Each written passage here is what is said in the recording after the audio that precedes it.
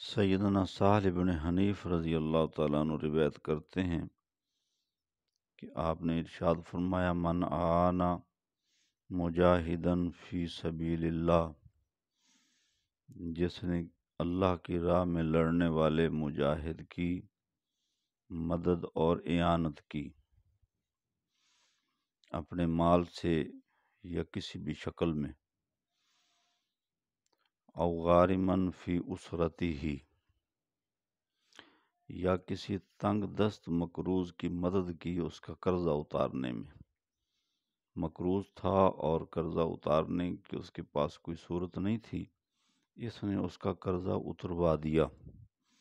کہ اس کا تعاون کر دیا۔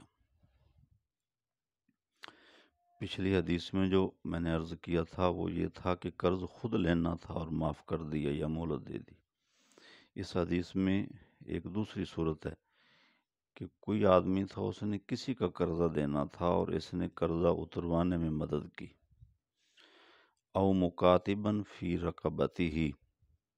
یا کسی غلام کی مدد کر دی اس کے آزاد کرانے میں، کہ مالک نے کہا تھا کہ تم مجھے اتنے پیسے دے دے اور میں تجھے آزاد کر دیتا ہوں، تو اس کے پاس پیسے نہیں تھے، اس نے اس کو اتنی رقم دے کر اس کو آزاد کروا دیا۔ تو چونکہ اب غلاموں کا تو سلسلہ موقوف ہو چکا ہے، اس لیے اب اس حدیث کی اس صورت میں بے گناہ قیدی آ جائیں گے، کہ بے گناہ قیدیوں کو چھڑوانے میں اس نے اگر اپنی مالی مدد فراہم کی تو یہ اس صورت میں آ جائے گا۔ تو یہ انشاءاللہ اس فضیلت میں جو ارشاد فرمائی، ان تینوں کا ذکر کر کے رسول اللہ نے فرمایا، اظلہ اللہ فی ظلہ یوم لا ظل الا ظلہ،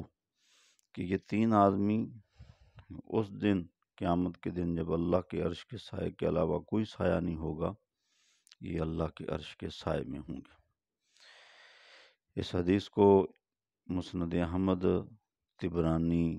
مستدرک حاکم اور ایمالی، ان تینوں نے سیدنا سہل بن حنیف سے روایت کیا ہے۔